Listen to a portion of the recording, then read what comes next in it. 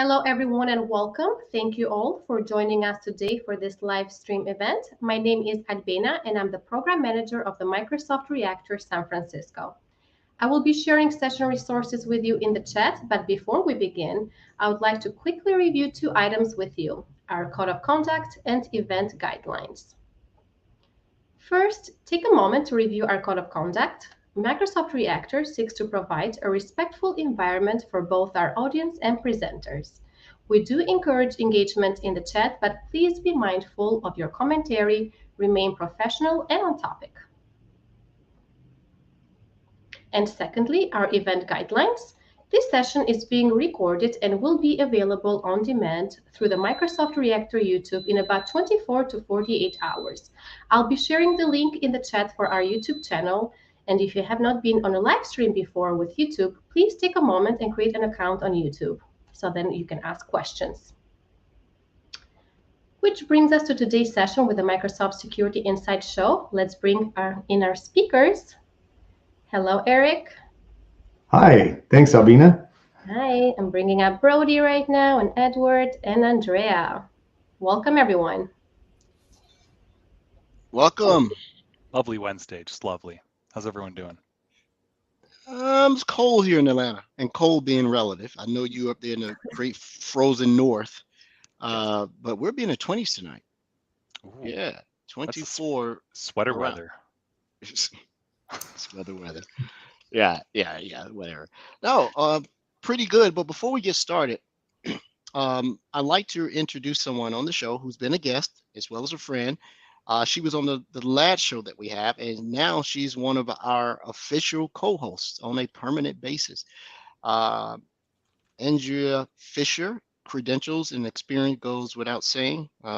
She has tremendous amount of and breadth of skill set, connections, industry experience, insights, and she graciously accepted to become one of our permanent co-hosts.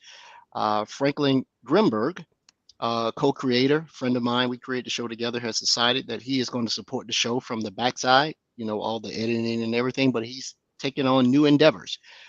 He's by no means has left the show. He's just going to go do some other stuff and assist as needed. But what you see is what you get, and what you get is pretty good. Rod is out doing whatever Rod Trent does, saving the world one query at a time.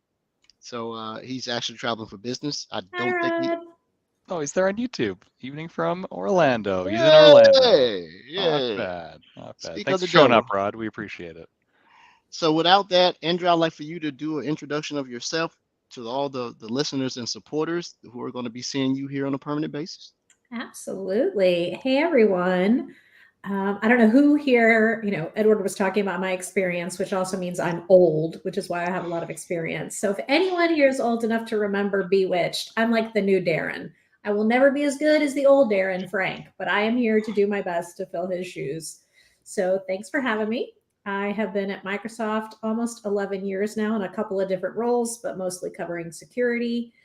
And I've been in IT more than half my life. I am sit in Tampa, Florida. So I worked at all the big companies in Tampa. My first IT job was Outback Steakhouse, which I'm sure most of you have heard of. Cool. But it has been a long and glorious career. And I thank Brodie and Ed and Rod for letting me have this opportunity. Yay! It's great to have you. Thank you so much for joining us. Yes, I think this is going to be the start of a second wave of innovation in the show, some cool ideas, and just some different perspectives to come on. Plus, I don't have to keep pretending I know what I'm talking about with MDE. We now have a Microsoft Defender for Endpoint expert because I'm making stuff up, right? Sure it does, whatever you say. With that, we're going to go ahead and get started. As Reactor is a very visual show that we do once a month. We have a returning guest.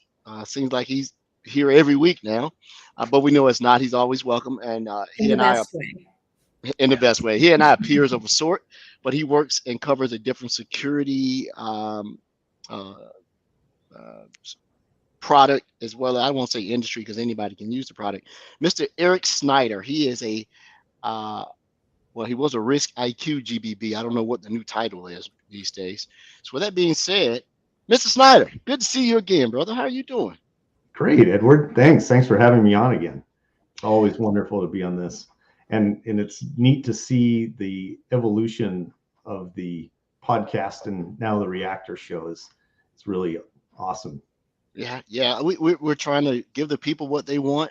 Well, we want to be a source of good information, good topics, challenging questions, and it's going to allow us to do some better stuff in 2023 and add some new flair to the podcast and the show. Can you really call it a podcast anymore? This is a show. It's a show now. It's a show that can be a podcast if you choose to listen to it that way. Yeah, it's fair. I like show. That's good. Right, show. Maybe that's our new rebrand for 2023. The Microsoft Defender podcast show. Yeah. That doesn't flow.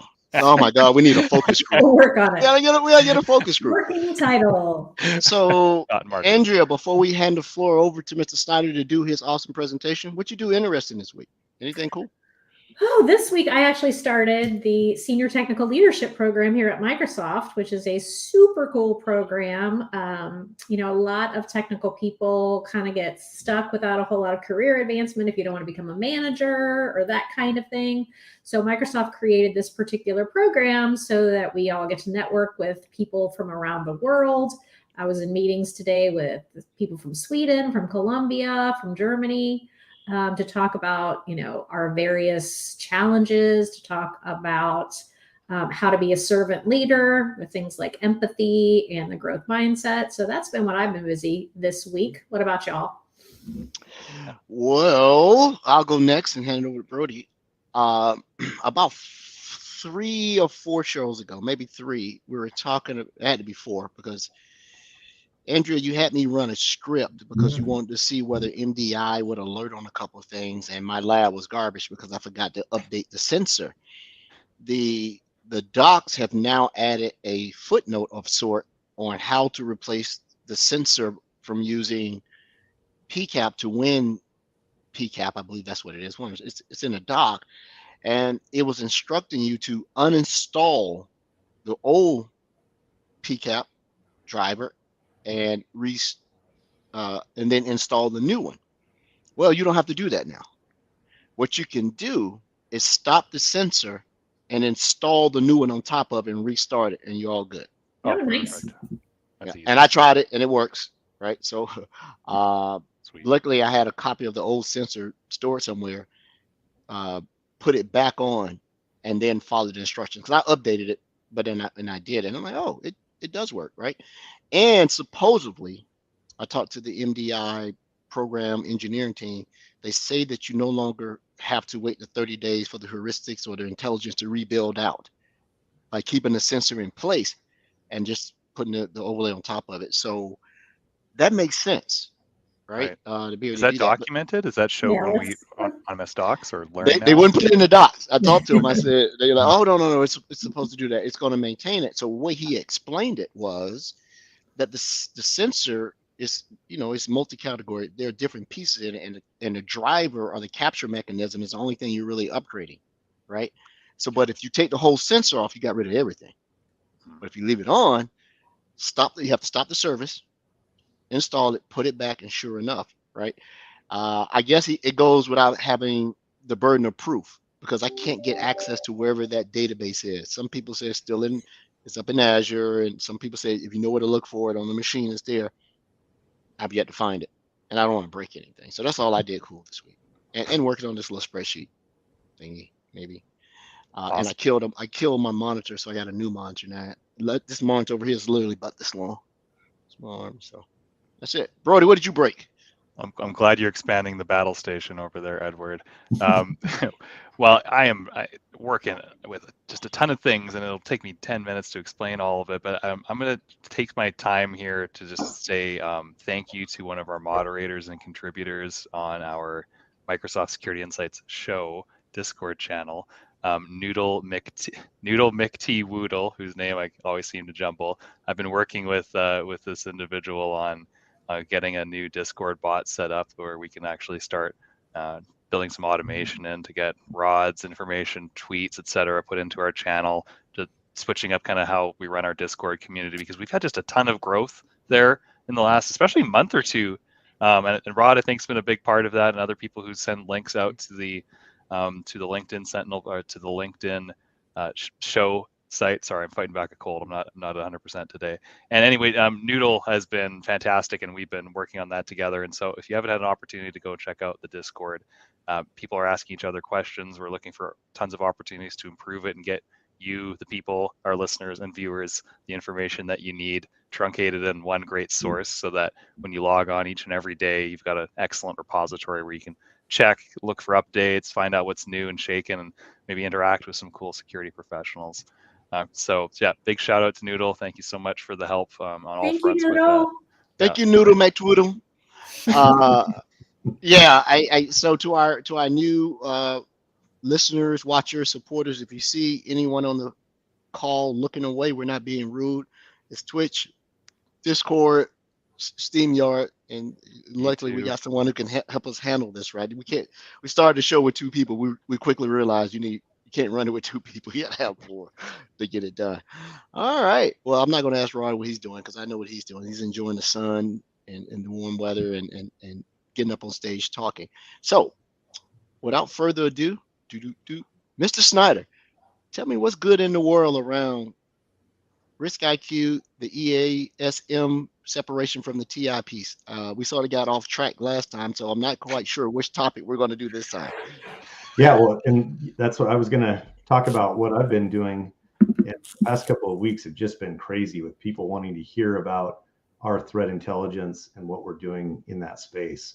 So it's nonstop. As you said, we're kind of have a similar peers in the global black belt organization, Edward, and I'm a little more focused though just on what used to be the Risk IQ product. That's how I started out here in Microsoft, but now that's evolved and become, just like this is now a real high production show.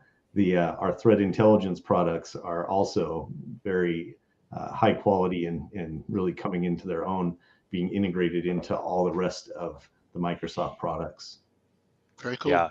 Yeah. Your demonstration on our last show that you were on was outstanding, Eric. I've since seen an internal Microsoft, I believe it was FireCon for those Microsoft employees out there, just an amazing breakdown of the Microsoft threat intelligence component, and a great demo that used real life information. It wasn't just Contoso, right? We were actually looking at some interesting real life things that are happening today in terms of adversaries potentially mimicking, publicly known, major organizations out there, and how our tools can detect them.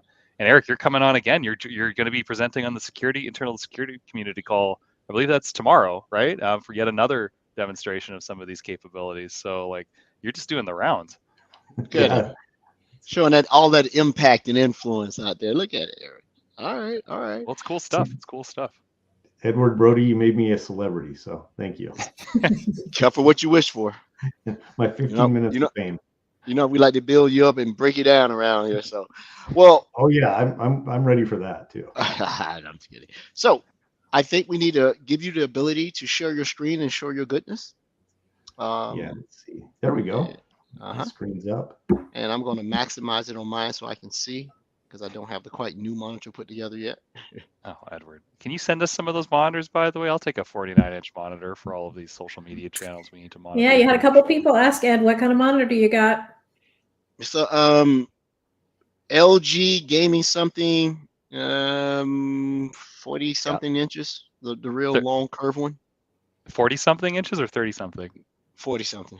Oh, you probably got like a 49. You baller. That is awesome. LG gaming 49-inch widescreen. Nice. Costco, baby. Costco. Awesome. Get anything, right? Oh, I mean, you can go get an 86-inch TV for $2,000 over there. All right. So, all right. So we're starting off with the show presenting the Microsoft Defender Threat Intelligence Level 400 Ninja Training. To our watchers, you don't have to be 400 level. This ninja training will get you to 400 level, right? So you don't have to come in as a deadly ninja kung fu security fighter. You just sort of build up there, right? And then you test for your black belt against Eric. And when you don't win, he sends you back and you start over. Yeah, well, it's one of those things, just like in martial arts, when you you work up to your belt levels. But testing is always harder than the practice, man. You never know the attitude of your sensei if you're doing traditional grappling, karate, or as I did kung fu, your saifu, right? You know, they don't think they're not looking at your strengths. They're looking at what you're bad at, and they've been watching you between belt progressions, right? So they're going to pick on the things they know that you're bad at, right? But go ahead, sir. Let's not get down the road. Let's have fun. Teach me something. Sure. Yeah. No, thank you. Again, that's, as you talked about it, we call it a 400 level training, ninja training. These are typically our highest level trainings. When it comes to threat intel, there's a lot to understand the fundamentals, and then you can start getting more into the actual threat hunting, the types of things that Brodie was mentioning, when you actually go out and look for those bad threat actors, try to get more information about them, and then how that's going to impact your organization, yourself, and try to turn that into real intelligence that then you can use to be able to block those threats that we're all seeing and we're all trying to deal with throughout the world as we know it. But yeah, just to give a shout out to my colleague, Alexandra Rowland, who put this together. She did a really great job with this. And I think we're going to throw in a link to this in the chat. Albina was working on doing that. So it's not some long URL that just to do it, aka.ms, to be able to put that out there and take a look, and you can follow along that way. But just to look through how this goes and what our threat intel product is. So in talking about the evolution of it, we as Risk IQ had a product called Passive Total that was probably one of the most used products in the industry for threat hunters, for security practitioners. And with Passive Total, we had the ability to kind of work together as a team to be able to organize what your investigations looked like. And then we started adding in the threat intelligence feed parts of it. So not only were we looking at what components, things that we saw in our data set, but then also giving you kind of more finished intelligence, things that would give you a better picture of what's going on in the landscape. So that's what has evolved into the Microsoft Defender Threat Intelligence. And the great thing about the MDTI for short, that we call it, is that we have been able to give a conduit to the customers and the research community, to threat hunters out there, all of the information that we're gathering within Microsoft. And so a lot of people don't realize that we have we have a big job to be able to secure our customers and our products. And so we've had a lot of threat intel for quite some time. I've had the opportunity, been fortunate to work with some of those teams even before joining Microsoft. And the Mystic team, our DART team, our MSRC. And then with Risk IQ, we had a group of researchers called Team Atlas that were out there, looking for, combing the internet for different types of threats and being able to polish and enrich what we know about those. So now through MDTI, we're giving you that ability to take advantage of all that we know and get it in an easy to consume fashion, a way to be able to automate that into your programs. And you'll see, talk a little bit about, you mentioned MDE, we talked about Sentinel, where we're pulling those things together. So you have a full view of what the threat intel and being able to utilize it throughout the Microsoft product set. Nice. And by the way, your team names at Risk IQ, Team Atlas, et cetera, pretty awesome team names. In security, we got to have amazing, awesome team names, right? So I'm glad you kept that going. Absolutely. We couldn't let that go. And there are some really incredible, smart people that are out there doing that research. And they're dedicated to it. That's one of the other things, is making the internet a safer place, making Microsoft customers safer. That's what people get out of bed every day to do and work hard on. Yeah, which is a great thing about our industry, right? You get dedicated professionals, they're mission driven, they're passionate, and that's why I love being a part of it. And hey, if we can get those people together and come up with amazing solutions like you're showing off here, Eric, I mean, everyone's going to benefit from that, right? So I'm glad that the fruits of the labor are really showing here and breaking that down for us. So in addition to describing what the product does and what problems it solves, how does the customer know they need it? I mean, just because it's this is not like the Field of Dreams. If you build it, they will come. Is that the right tag? How do they know that they need this, right? Because security sometimes is very reactionary, right? Something happens, then you go buy. You want to go get the flu shot after you had the flu. A little late for that now, right? So how does a customer evaluate and say, yes, this particular tool is something that we need, without having had an incident to initiate the procurement and use of your product? Yeah, and I think the days of only reacting once you've had a breach or had an incident of some sort are hopefully coming to be in the past, because these days I think every program can benefit from something like MDTI, having the ability to understand what threats are out there, what you need to be looking at, what's targeting your industry, are all important parts of a security program. And obviously with Microsoft, we have a broad range of size companies out there. We have customers that are the largest in the world, and we have some that are the smallest in the world. And so being able to kind of accommodate all of those is an important part. There's a couple of things we did with MDTI in having the ability to have a community edition, and that's it's sort of a freemium model, if you want to think of it that way, that they can start out with that free version to get a lot of the data, a lot of the insights that we're providing, and getting that for free, as well as the ability to go deeper and get the extra threat intel via a paid service that we've got. Right. Well, you open a can of worms. Since you open it, I'll have a worm. Okay. You said free. And if the listeners of the show remember, I've had my encounter with free. Luckily, this is much easier than what Frank encountered when he turned on Defender for IoT. IoT. I turned on the Threat Intel Risk IQ product, and I ended up getting almost a $2,000 bill. I caught it by virtue of having Eric on the show. When I looked, I was like, oh my God. Luckily, it was against my Visual Studio.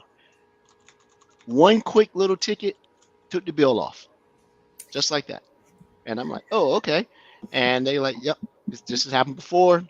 Wait a minute, and we'll take care of it. And I didn't actually get charged because luck was that the credit card on file had expired. But in fact, if it wasn't, they took care of it. I like that the back end support and help is there for it. So good stuff. So, but customers need to know, is free trial the 30-day thing that we talked about last time, or is this something different? Yeah, it's free like a puppy. Free like beer, free like a puppy. Yeah. But Eric, we're talking very esoterically here. How would I use this? I am a customer. I just have access to this free version or the paid version. Do I go do something? Does it tell me something? How does this all work? Yeah, no, great question, Andrea. So the first you would go into a portal that we have, ti.defender.microsoft.com, and you would be able to ask questions of our data set, of our system, being able to look at different items. You also have this library of curated articles, and we bubble up some of as you can see, something 2 hours ago that we put up to the top on particular threat actors, particular threats that are coming out across the global landscape, being able to see that. And so you can start from one of two ways. One, you can search for something. You can go in and ask questions of the system, basically throw an IP address, a certificate, a component, maybe a whois email address into that. and being able to kind of see everything across our large data set. The other option is to go dig into one of these articles and follow along from where that goes and see kind of pivot and follow the breadcrumbs from there. Now, so I would be looking in my SIM or my XDR tool, and I would see an IP address or a URL or something, and then I could come here to get more information. Is that right? Exactly. Yeah. Or maybe alternatively, just building on what Andrew is saying, if I'm in financial services or manufacturing, I see some tags there. So can I just come in maybe without necessary intel or signals like IP addresses, et cetera? Can I just find out, hey, what's affecting the FinServ industry today? What threat actors are affecting that industry? Is that another avenue that you see customers pursuing? Yeah, Brodie, so we've got some of that tagging based on specific industry. We're also looking at the ability to try to give financial services, healthcare, manufacturing verticals to be able to do that. That's something that's kind of a follow-on, not in there as of today, but something that's coming very quickly. Nice. Yeah, and Andrew, just to add to what you were saying, what this is all based on is a bunch of observations and intelligence that we brought together. So I talked about the teams that we're doing with research and adding all the enrichment and polishing of this finished threat intel. We also have all the raw data because we're from thousands of points across the global internet. We're out interrogating, listening to, and crawling the broader internet and bringing all that data that we find back together into the data set, and then putting those pieces together to give you a really good picture of what's going on.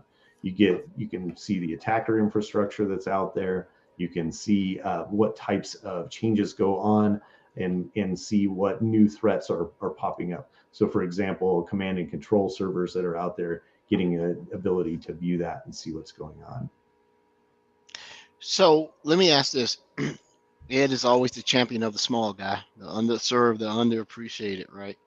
How does a small to medium-sized business or a small to medium corporate, because there are two separate things. Mm-hmm. We've been talking straight enterprise here, big internet footprint, presence, awareness.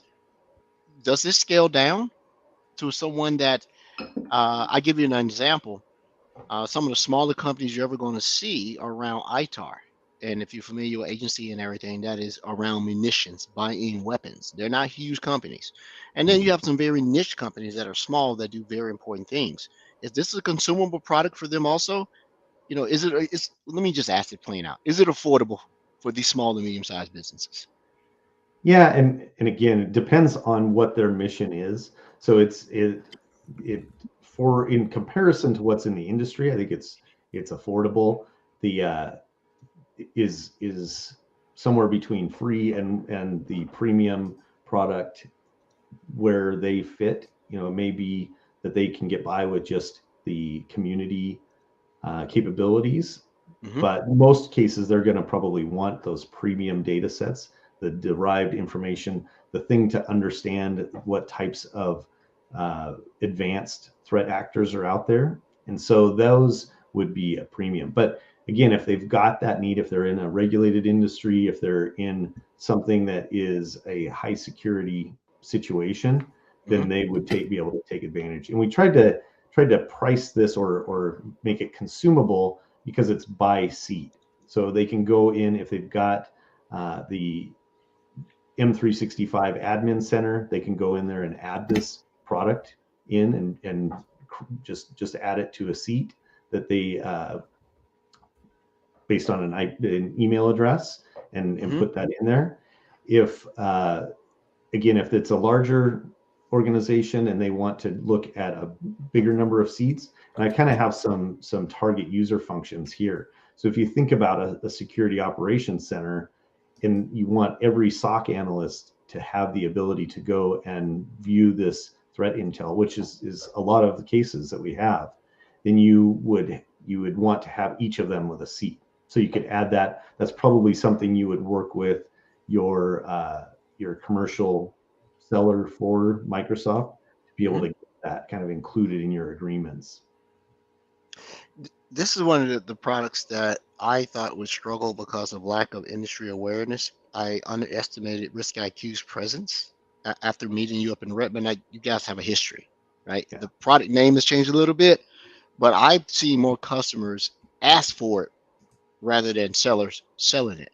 So it must have some validity and some use, because people are saying, hey, we need this. I was actually on a call to say, how do we report, protect our internet presence from type of impersonation? And the biggest industry I thought about with my limited knowledge of the product was retail, because I've been getting a lot of stuff from, bestbuy.com, but when you look at the URL in the email, it's a little bit different, right? And then if you go to the website, it looks just like it, except for they add a B or the U as some little obscure character. I'm like, that's pretty good. So, oh man, do you see upticks, or do you have a specific industry that consumes your product more than others? Is retail a good example? Because I cover retail, because I'm seeing it. Yeah, retail is a great example. I most heavily align with manufacturing, and manufacturers of all sizes are really needing this product. You ask who needs it, who wants it. It's pretty much becoming everybody has a need for the threat intelligence, and the traditional ways of getting that through some sort of obscure feed is not as easily consumed as what we can give them with this MDTI product and Yeah. put it into the Defender family. So Eric, we've got a question on the chat over here. Can you find dev actors in Defender for TI? Dev actors? I think the heart of the question, yeah, thanks, Andrew. I think the heart of the question is, if we want to go play with this, can we find test or test actors, or some, when he steps through the trial, can you actually look them up, or am I misunderstanding that? Maybe? I think you misunderstand it. I think Okay. dev is a designation of certain APTs. Is that where you're going, Andrea? Yes. So he's talking about, and if you go back to that main page, I think you can see now we call them different things, right? Some people call something Fancy Bear, but we call it Copernicum, right? So can you talk about that maybe a little bit, Eric? Thank you. Yeah, I can talk a little bit about that. And there's also some things that are currently in private preview around being in there's actually, I'm going to click back to we have a cloud security private community external site, and we also have a Defender TI channel that you can join. We also are accepting people into the private preview to look at things to go into more depth on the threat actors that we're tracking. And I think that's probably what that was at McNoodle. Yeah, he's talking about APTs, right? So just like we were talking about, like Microsoft uses, when we talk about those kind of actors, we use the periodic chart. I don't know why we decided to do that, right? But if you see something barium, if you see something like we see here bismuth, or if you see something Copernicum, those are our names for those APTs, versus like we said, like Fancy Bear, or what you might hear other people use. So yeah, exactly. Thanks for pointing that out, Andrea. Different organizations have chosen on how to designate those, but we all know there's kind of a decoder ring to match those up in the end. We're all looking at the same types of threat actors, and I just like to call them advanced threat actors, because it's not necessarily state sponsored. Some are, some are not, and we see those advanced threat actors. So you point out, we have been tracking all of them for our own purposes internally, and this is where we'll be able to give that to our customers to be able to take a look at that. And that's one of those things that's part of the premium. So as a community user, you wouldn't have access to that. It would be a reason that you'd want to go up to the premium version. Yep. I had a question. I was trying to. I'm looking at what you presenting. I'm also trying to play in my environment at the same time. And I sort of. Well, I got the question now. How does this fit into Sentinel? Because I'm looking at some analytics that sort of look at IOCs and TPs. it can't be the same manner that you do it. Does this integrate with Sentinel in that manner that it takes advantage of the analytic rules that are looking for these APTs or these VENS, persistent threat actors? Yeah, and that is again, those are something that's a slight future follow on, but over the next few months, and we talked about the trial. So we have for the premium product, or for the enterprise version, we have a 30-day free trial, being able to take a look at that and being able to see that. And there's also some capabilities if you're in those private previews to even extend some of that. So I would recommend someone that's really serious about it to try to look at trialing it now and getting into there. Of course, Edward, I have a structure in this training, and you want to skip all the way straight down to the Sentinel in module 4. But yes, there are Defender TI detections now in Microsoft Sentinel. There's some things that you can look at, some things that are being built out already into those threat analytics, and we have an analytics rule template in there around Sentinel.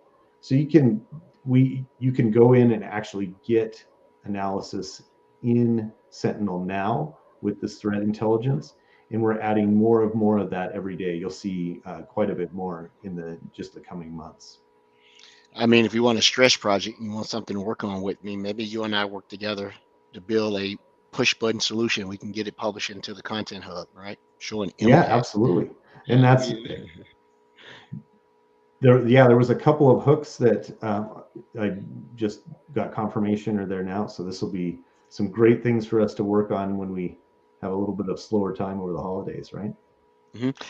There's already something in the Content Hub. I'm talking a little bit additional for those who went and checked to see if it was there, because there's something there called Risk IQ Illuminate, which is in there. But I'm thinking of something a little bit more hand holding that puts out the analytic rules, maybe some advanced hunting queries that reside over there. So maybe a side project.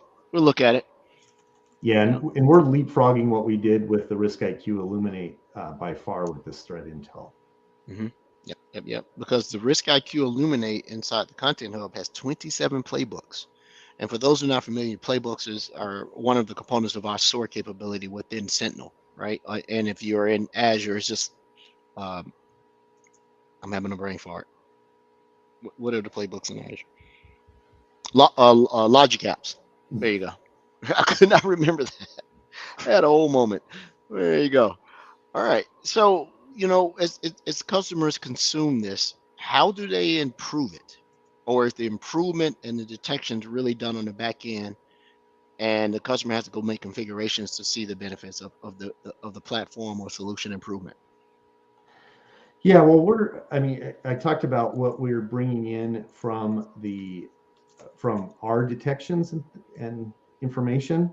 We also are pulling everything from the open source community. So we've got that open source intelligence that we're bringing in, and we also publish out to the open source as Microsoft.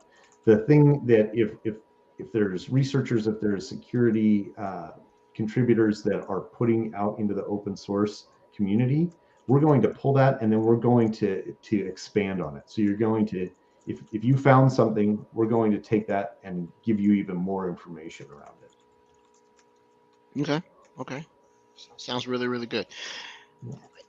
What's the lift from seeing, I think it's pretty light, because when I put it in my test environment, it was light, but I got a lot of information. I wish I had maintained it before I just knee-jerk reacted and deleted everything. What's the lift? Is it getting easier to put stuff in there, or do you have a choice? Can I keep it vanilla? Or will if I install it, will it just put a lot of default stuff in there? When I say default stuff, this is my lack of knowledge of the product, but there were some sections of URLs, source and reference, IP addresses. MITRE had a bunch of stuff in there, and I'm like, I didn't do that. How did that happen?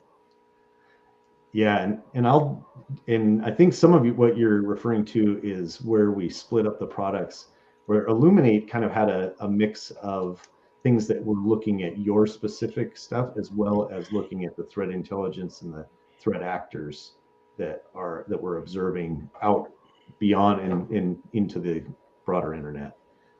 Mm-hmm. Just to kind of set that up, we have that big data set that we go and we capture everything. On the threat intel side, we're looking out at the attackers. What do they look like? What does their infrastructure look like? What are the things that we're seeing out and pointing that telescope out that way? With EASM, or the external attack surface management, we're using that same data set, but we're turning that lens back on your organization, on you as a company, and saying these are what we see related to you. And this is kind of overlaying our threat intelligence, our vulnerability assessments, and saying this is what is related to you. So that piece has been, we've made a lot of improvements to make that as user-friendly and as self-service, self-driven as possible, Edward, and that's only getting better. Also, the recent announcements around Microsoft Defender for Cloud working with EASM is huge. We've also got some really great connectors going with the other products to be able to merge those together, to be able to search across a lot of it. So again, Sentinel is going to be that central point to be able to do KQL queries across all of these different pieces and data that we have. And I think with the playbooks there in Sentinel and what we've pulled together and made it easy with EASM is going to be great. Okay. You said something, and once again, I'm looking. In regards to your product, the product, now your product, unless you own a product. It's our product, Edward. It's our product. There you go. Your product, my product, my product.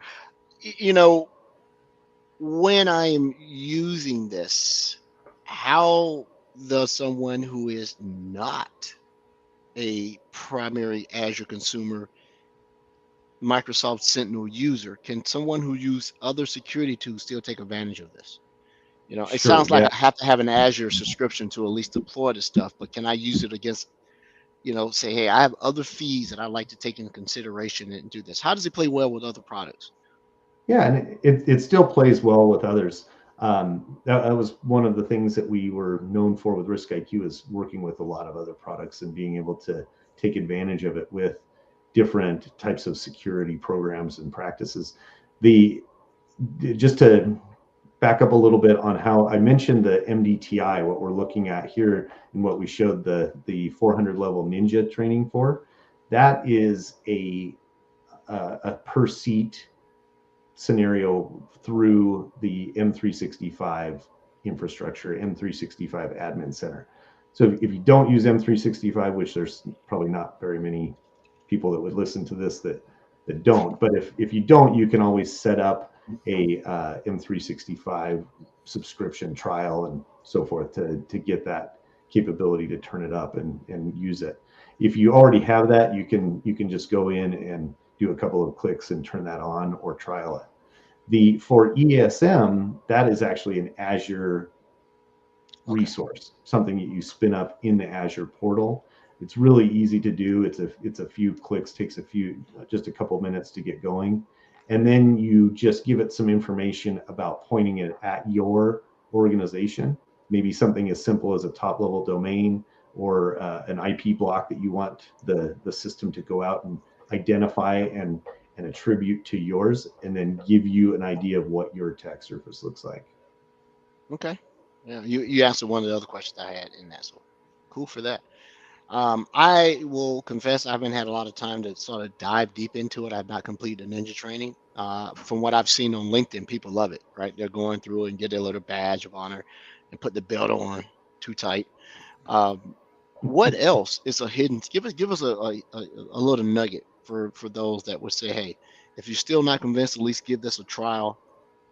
This is something cool that you shouldn't miss. Do you have like a little hidden Easter egg in there somewhere?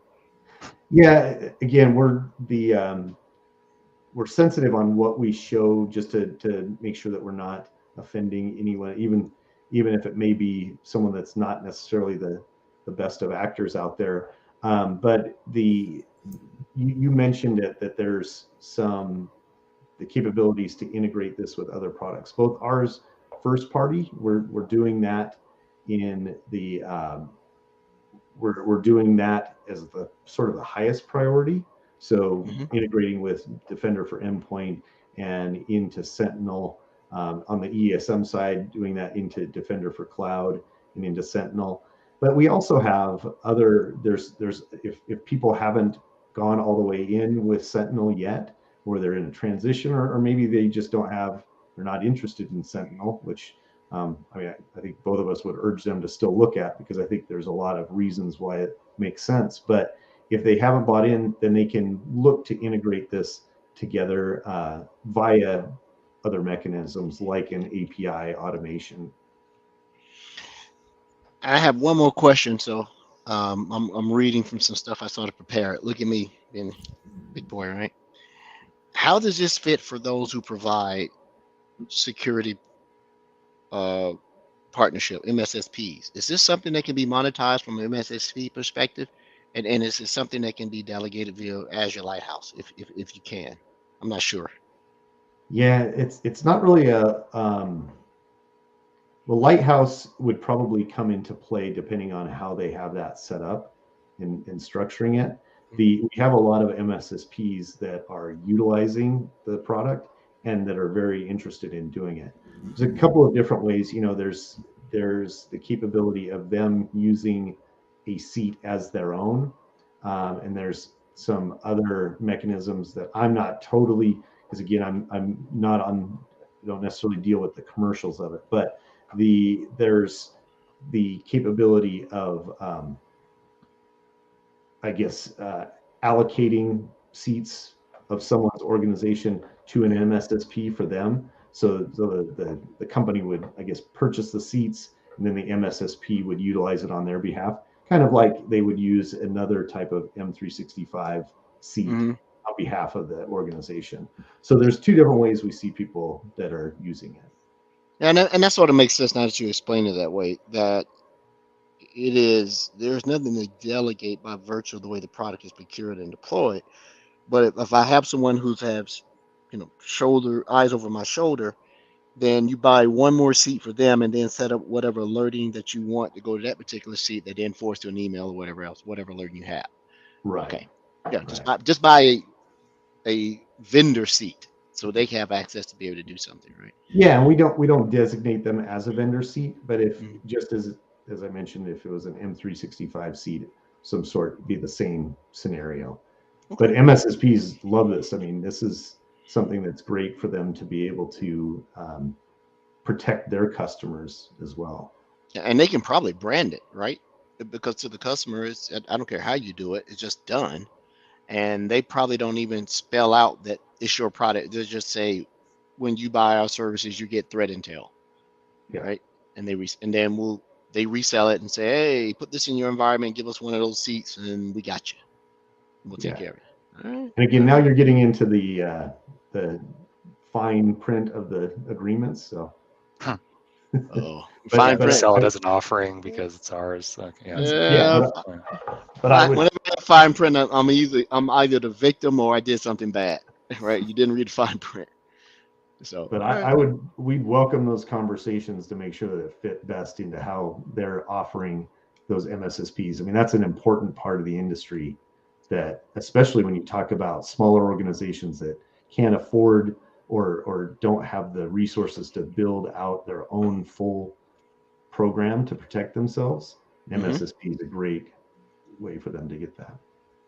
And well, I won't go into that. You're saying that's not really in your scope. I was talking about what would be some of your top MSSPs that have consumed it. But beyond scope of this, there's a whole partner group that does that. And I think I met one or two of your peers who talked about that in Redmond. So yeah. I'm interested in the product, but I'm scared to commit to it because I got too many things on my plate. But it looks really cool to be able to do it. And it's only cool to me because I come from a networking background. This is really close to networking. Looking at external, this is really close to looking at these things, right? So it sort of takes me back. But good stuff. This is all right. Hey, Eric, well, so yeah, I'd also love to go through the Ninja training soon, but I'd love the question that Andrea brought up earlier. Where do you start? How do you really utilize it? Do I start plugging in signals that I'm getting from my detection mechanisms, SIM source, etc.? So if you're someone like Andrea or any individual out there and they want to take what they have and plug it into the system, does the Ninja training like teach you how you can leverage that threat intel and help better protect your organization through the use of the tool? And does it step you through that and how you can add that value to your security operations center? Yeah, absolutely. I think if you go through each of these modules one by one, step by step, again, I'm probably have a little bit different perspective on it because I've been working with it for quite some time, but I think it gives a pretty good view of how to do that and go through each of those steps to get started. And just to kind of give you a little bit of a tangible example here, if we look at in the threat intel tool, and I pull up one of these finished articles, looks like it's double checking you can see we have a number of different public indicators. So where I talked about the open source information, these are public indicators that we've seen and being able to identify. And then we've taken this and gone a step further. So you see there's 6 indicators here. There's 121 of the Defender TI indicators. So we can get that information. We can go and actually take this and apply it somewhere. We can download those indicators, and we could drop it in just as a rudimentary example. And for Edward's purposes, we could drop that into the block list on our firewall, so that we don't ever talk out to those types of IP addresses to protect ourselves. And obviously we have a lot of other mechanisms that don't need to take into that brute force of ability, but just an example of where you can take this. Cool. Cool. Can you? Sorry, Edward. Just a follow up. So you can download the threat indicators, leverage them with other security appliances within your organization. Is there an API you can hook up, or ability to automate that process? Is that coming? Is that available now? Brodie, you're killing me here. Yeah. Sorry, man. I'm really curious. It's cool. So we have what's called a private preview in Microsoft prior to going to a public preview. Currently, there are private preview opportunities.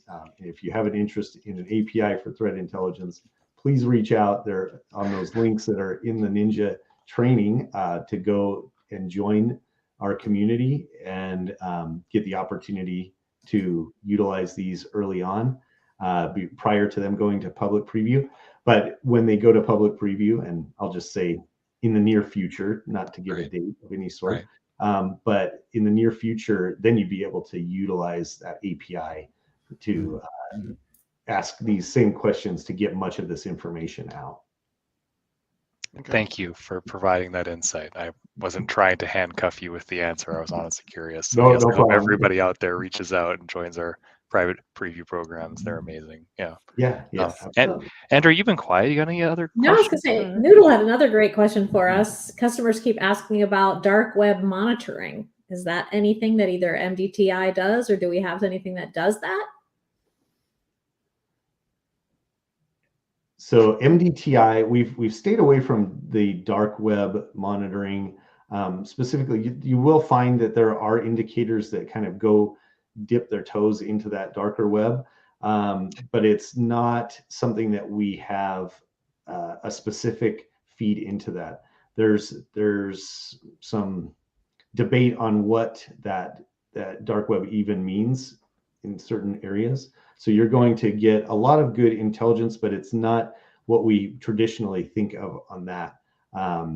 That would be separate at the moment. We have partnerships around that with Microsoft in the dark web area, but I think there's not an offering yet that we can talk about on it. Okay, so being considered. Noodle, thanks for the question. We're looking into it. Yeah, it's a good question, Noodle, and something that does come up quite often. We did have some limited dark web capabilities that would give a certain number up to try to kind of give you those top threats or top talkers, but it wasn't comprehensive in the Illuminate product. And so this is, we've tried to stay out of that and make sure that we're staying above it, give the value on the main threat actors that are out there versus going behind those paywalls and some of the interesting things that happen on the dark web. Got it. Okay. Yeah, that's interesting. Thank you. So Andrea, Edward touted you as the new show Defender for Endpoint expert. I love that solution. I work on it all the time. So if you're talking to, in your opinion, you're talking to a customer, they've got Defender for Endpoint in their environment. How could you increase their value from that solution by talking about Defender TI here? What sorts of things do you think that your standard Defender for Endpoint customer out there could take advantage of using this new intelligence when they think about designing controls for different endpoints across the organization? Well, I'll definitely say, I mean, to me, some of this looks very much like the existing threat analytics inside of Defender for Endpoint. And I wonder if how much overlap there is with that, which, those guidance on what are the latest attacks, how are they working? So some of that seems very similar to me, but certainly, like we said, ingesting those threat indicators into either Sentinel or Defender for Endpoint will allow us to grow our ability to take automated remediation, right? If you see these IPs, do this thing, right? Block that in the firewall, isolate the device, whatever it is we might decide to do. So I could definitely see the added value of bringing those two tools together. We'll see, since, again, it's additional cost. So hopefully we'll see some great benefits from that. Eric, do y'all have any good customer stories that you can share, or do you have a link to the customer stories site so we can see how, customers are really using this, the benefit they're seeing? Yeah, I think some of those are being published right now. Keep in mind that we just launched this product about 3.5 months ago. And so this is still, some of those are being kind of put together and published out. But I think we're going to have some great customer wins here over the next, probably around the holidays.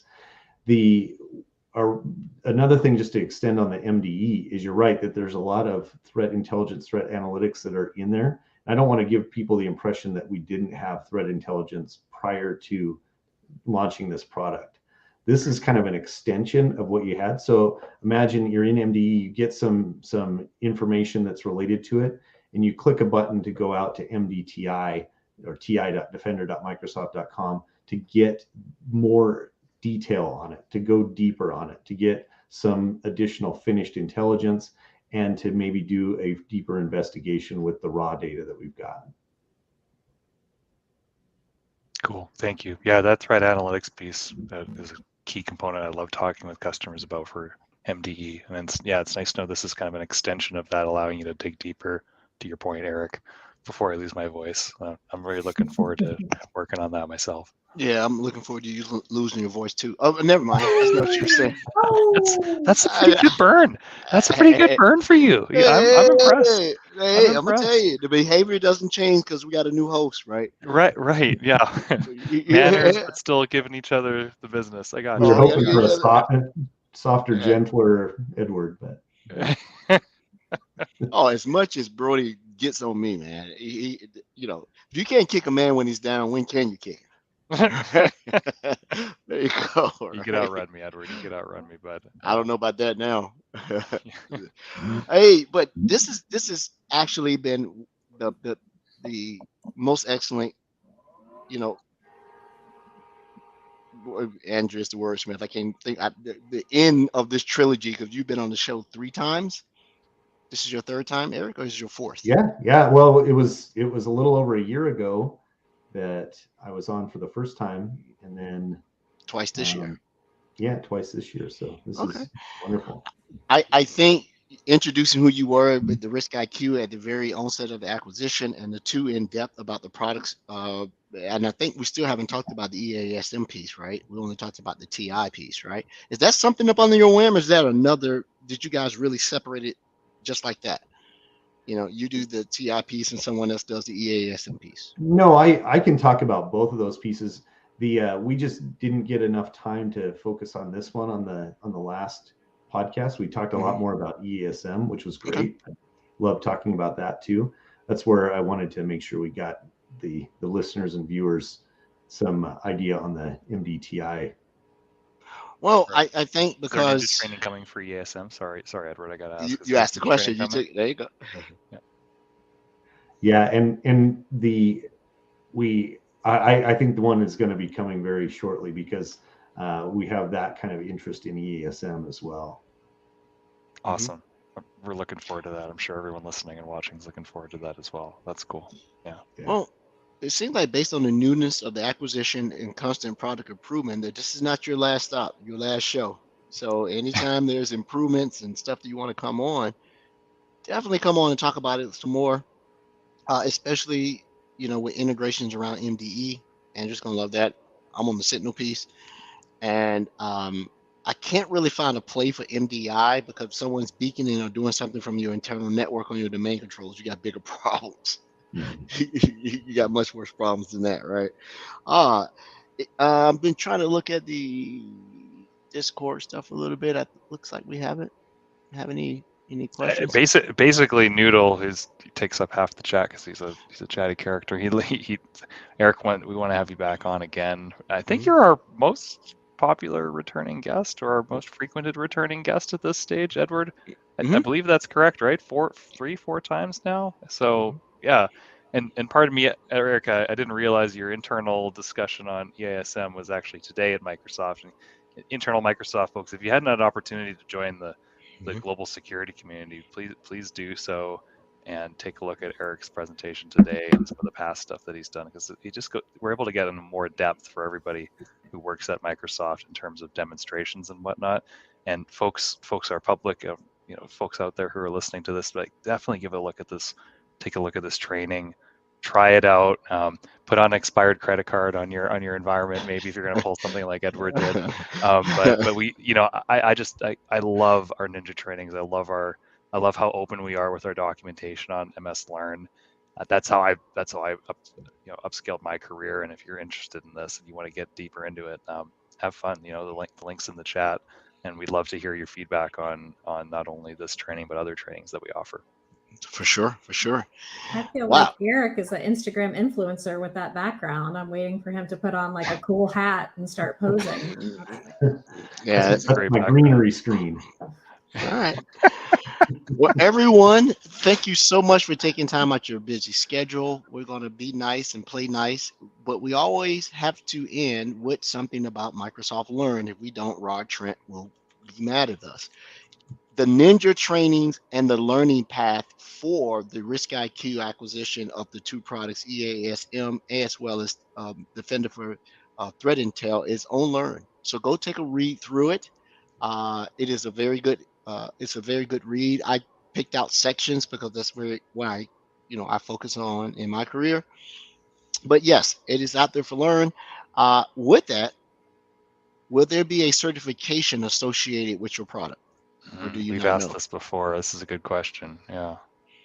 Yeah, and I'm hoping that we do, because I think this is an important part of the industry, an important part of our security growth in Microsoft. So I would definitely advocate for and even help try to build that certification program.